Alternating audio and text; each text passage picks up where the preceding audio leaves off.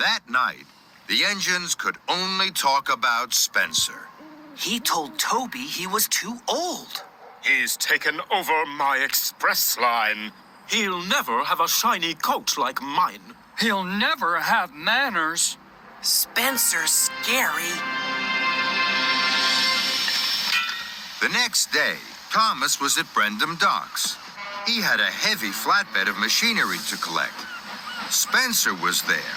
He was being coupled up to 5 flatbeds of building materials. Dear, oh dear, Thomas. It's just as well the Duke and Duchess don't have a tiny toy tank engine like you. The summer house would never be finished. What do you mean? I mean, Thomas, you just can't pull heavy loads. Thomas was upset, and so were the other engines. This time, Spencer had gone too far. Yes, I can. I can pull just as heavy loads as you. Yes, he can. Even heavier. Thomas is not a toy. He's a really useful engine. And he's very strong. The Sodor engines didn't scare Spencer. An idea had bubbled in his boiler. Very well, Thomas. Meet me tomorrow at dawn at the shunting yards. We will have a contest of strength. We will each pull a heavy load and we'll see who can pull it for longer and for further. Spencer slid slyly out of the docks. Suddenly, Thomas felt very worried. Bust my buffers. I can't do this. Spencer will win a contest of strength. The other engines saw that their friend was worried. You're the #1 engine on Sodor, and you'll show Spencer that Sodor engines are more special than he is. I know that because you're my best friend. Thomas looked at his best friend, Percy. Percy believed in him. I will meet Spencer at dawn, and I will win. Early the next morning, in the cold light of dawn, Thomas and his friends waited for Spencer. They could see a streak of silver engine puffing towards them. It was Spencer. Thomas felt worried. I can't do this, Percy. Yes, you can, Thomas. You always tell us we can do whatever we want to. So can you. The tracks were cleared for Spencer and Thomas, and both engines were coupled up to their heavy loads. Edward puffed forward. You will each take different tracks round the island. You may only stop for coal and water. Then Edward whistled long and hard. The contest had begun. Spencer and Thomas pumped their pistons. Thomas puffed off with a heave and a huff. I can do it. I'll puff for longer. I'll show Spencer I really am stronger. Spencer smiled as he slid away. I'll show Thomas who's strong and who's weak.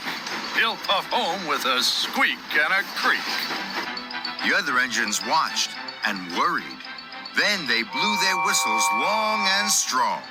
Good luck, Thomas! Thomas and Spencer puffed round the island. They clickety-clacked along the tracks. They whooshed through woods, and they huffed up hills. Spencer steamed and smiled. He raced and he roared. Thomas puffed and huffed. He heaved and he hauled. Silly little engine. When will he learn? You can do whatever you want to, and I want to win. Thomas was huffing up a steep slope. He was puffing and panting, and his axles ached. At last, he reached the top. Hooray! I did it! Then there was trouble. There was a clang and a prang. Thomas gasped. Cinders and ashes! I've broken my brakes! Thomas's wheels started to whir and to wobble. He flew faster and faster down the hill. Oh no! Oh, help! Thomas raced down one hill and rattled up the next. Help! I can't stop! Thomas's heavy freight cars pushed him on and on, through a junction where Spencer was waiting, Blistering boilers. and into some potato cars. Potatoes bounced everywhere. Thomas sped on into a flatbed of jelly battles. flew in the air and landed all over Thomas. But still, he went on and found himself rolling along an old rickety track. Ahead, Thomas could see a thick wall of bushes. Fenders and funnels, how can I stop?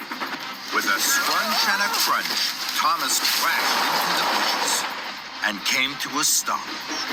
Flaming fireboxes. That was scary. Thomas looked around. After the racing and rattling, it was very quiet. Spencer will be back at the shunting yards now. He'll be puffing with pride because he won the contest. And my best friend Percy will be wondering where I am. I don't know where I am. Everything was very quiet. Thomas didn't know what to do. Then he heard a voice. Hello? Thomas looked around. There was no one there. He waited, hardly daring to puff. Hello? Thomas looked around again. He couldn't see anyone. The voice seems to be coming from the bushes. Very slowly, Thomas chuffed forward into the bushes. The branches crackled and crunched. Then Thomas gasped. His eyes popped wide with wonder. There, on the other side of the bushes, was a very old engine. It was broken and rusty. Thomas felt scared. He didn't dare speak. Then, the old engine smiled at him. It was a little frightened smile, but it made the old engine look kind and gentle, and it made Thomas feel less scared.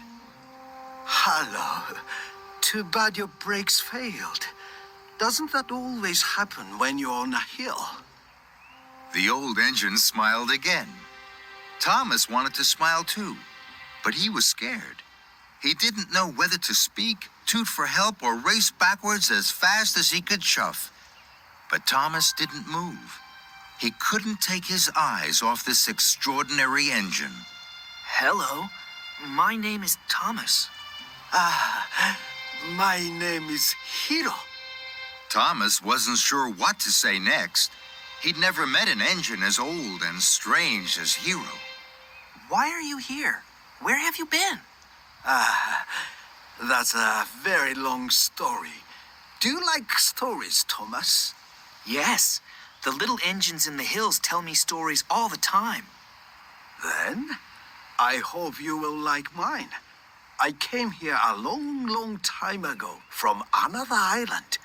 I was one of the first steam engines to arrive on Sodor. Thomas was amazed. Where is your island? My island is a long, long way away. There are mountains and snow and sea. There are lots of railways. I was the strongest engine at home. I was called Master of the Railway. How did you get to Sodor? I came in a very big ship. The journey lasted many days and we sailed many seas. When I arrived at the docks, it didn't look at all like home. What was Sodor like then? It was very quiet. I was the only engine on Sodor. They called me Master of the Railway here too. I was very happy. What happened? I started to break down. The mechanics didn't have parts for me. So I was put in a siding. I had to wait for parts for my island. I waited and waited. And now, I'm sure the parts will never... His eyes were wide with wonder. Do you miss your home? Yes, I do. I miss being master of the railway. Thomas looked at his sad new friend. He felt sorry for Hiro. I know. I'll go and get Sir Topham Hatt. Sir Topham Hatt runs our railway now. He will know how to help you. No, no, please don't do that. You must not tell Sir Topham Hatt. Thomas was surprised.